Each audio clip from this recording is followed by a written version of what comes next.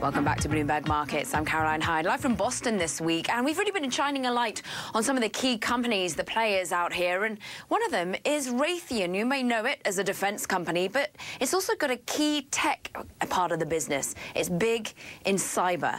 And I had a chance to sit down with Tom Kennedy, the chief executive of Raytheon, in a very rare TV interview. Take a listen.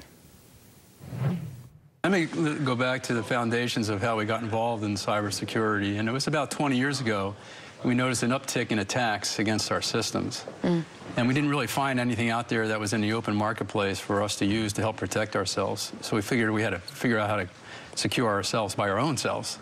And so we went off on a program to develop cybersecurity for our company first, and then develop that cybersecurity to go in and support our customers and our customers' products and solutions that we provide.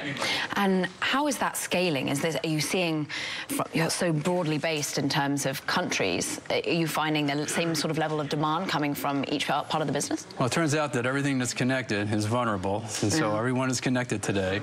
So we have significant demand globally and also domestically for our products and solutions, all the way from the government side all the way down to small companies. Do you think that governments are focused enough on this area, or are they helping spur the drive towards private solutions to cybersecurity? I think as we drive the economy to the next level, we have to ensure that a connected world is a safe world. And so we need to ensure that we are providing the cybersecurity for all our networks, but not just on the IT side. We also have to be very concerned about the OT side, the operational side, the factories, the infrastructure. Whereas there's a big push for us to get into the V2V, the vehicle-to-vehicle marketplace. Those vehicles will have to be cyber secure. Otherwise, one corrupted vehicle will corrupt the whole network of vehicles in the vehicle-to-vehicle domain. Are you finding that the level of security threat is increasing on your own missiles, guidance systems, or is the level of threat always just consistent? Well, we're seeing about three major threats. One is nation states that want to come and attack us and get our information, or worse yet, try to alter the information that we have to force us to make wrong decisions. The next threat is criminal activity, which are out to steal information, IP, intellectual property that they can sell on the dark web. And then the third area is actually the employee. And we have good employees, and the good employees may have poor cyber hygiene. So there's an education process that we need to ensure that they have the right hygiene to be able to operate on our networks. And then there's the potential bad employee, the employee that wants to steal your IP, corrupt your networks, somehow get even with you, or has some vendetta against the company. And so we provide cybersecurity products that protect against all of those threats. What are the next generation of systems and solutions? What things are you seeing being built here? Well, the whole area of machine learning, artificial intelligence, and how you apply them to your product solutions is a whole new wave of capability that we are looking at significantly and putting those type of products into our solutions that we provide customers. 3D printing, is that a key focus? 3D printing is really, it's additive, we call it additive manufacturing, which opens up a whole new door for companies. And it really, relative to their supply chain, do they build those products in their company, or do they have them done outside? So it's a whole new dilemma in terms of figuring that out. But additive manufacturing is just going to change the way we do manufacturing in the future. You talked about IP previously, and the fact that that's sometimes a concern for us about cybersecurity in an area of protection.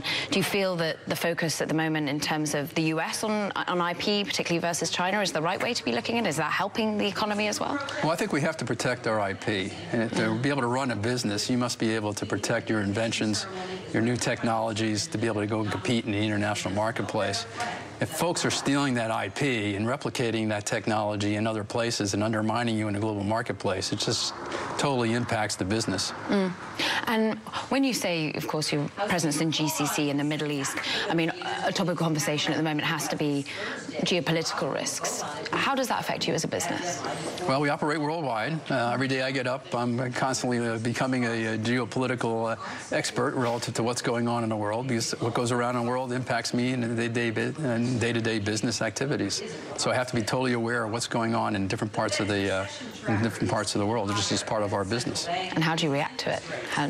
Well, I make business decisions, but right now we are heavily invested in Europe, heavily invested in the Middle East, and heavily invested in the Asia-Pacific region, and along with the United States.